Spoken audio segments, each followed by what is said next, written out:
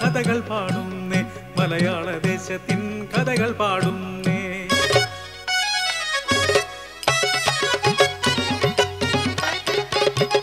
പഴമയിലും പേരുകേട്ട പുങ്കവനാട്, അറബിച്ചി ബീവി വാഴും അറയ്ക്കൽ നാട്.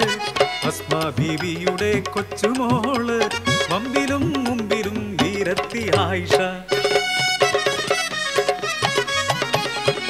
കരിയെഴുതിയ കണ്ണുകളിൽ വീര്യമുണ്ട്, നോക്കിലും വാക്കിലും ശൗര്യമുണ്ട്. ആയുധവിദ്യ പഠിച്ചിട്ടുണ്ട്, അവൾ ആണിനെ വെല്ലുന്ന ധൈര്യമുണ്ട്.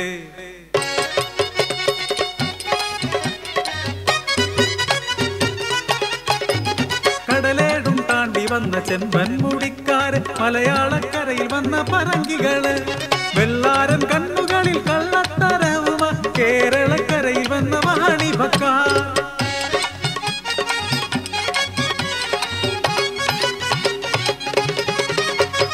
ഒരു തീറ്റപ്പുരി പോലെ ചീറിയവൾ, പറങ്കികൾക്കെതിരായി കരുക്കൾ നീക്കി. കെട്ടൊടുങ്ങാത്തൊരു ശൗര്യം, പെണ്ണിന് കനലിൽ കൊരുത്തൊരു കരളുമുണ്ട്.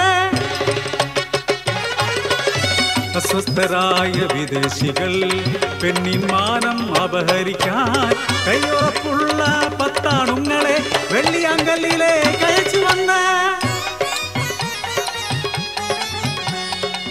കുളി കഴിഞ്ഞീറനുടുത്ത പെണ്ണ്, പൂവൻ പഴം പോൽ തുടുത്ത പെണ്ണ്. 10 പേർ ചുറ്റിലും വളഞ്ഞവളെ, കത്തുന്ന മോഹ കണ്ണുകളാൽ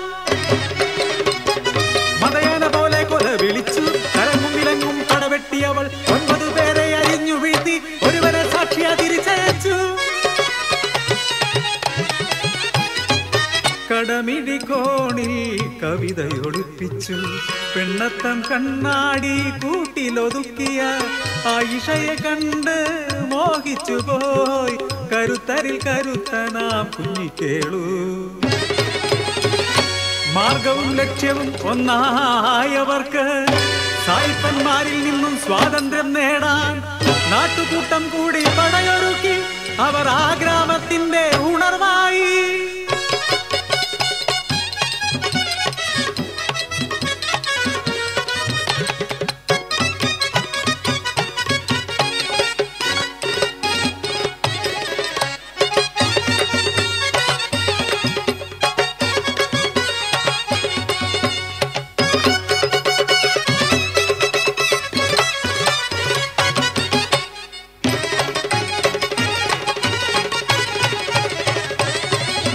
പറങ്കിപ്പടയൊരുങ്ങി, ചുറ്റിനും പീരങ്കികൾ നിരന്നു. കേളു നയിക്കുന്ന നാട്ടുകൂട്ടം അലർച്ചയോടെ നീങ്ങി. തുരുതുര പീരങ്കി നിറയൊഴിച്ചു, 1000 ആളുകൾ മരിച്ചു വീണു. ധീരനിൽ ധീരനം കേളു പടവെട്ടി കോട്ടയിലെത്തി.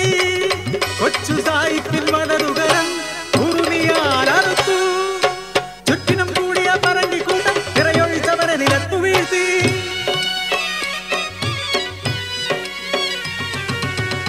ഇടം കണ്ണു തുടിച്ചു ആ പെണ്ണിൻ അടിവയറാളി കത്തി. മോഹങ്ങൾ തന്നൊരാൾ മരിച്ചുപോയി, ജനിച്ച മണ്ണും നശിച്ചുപോയി.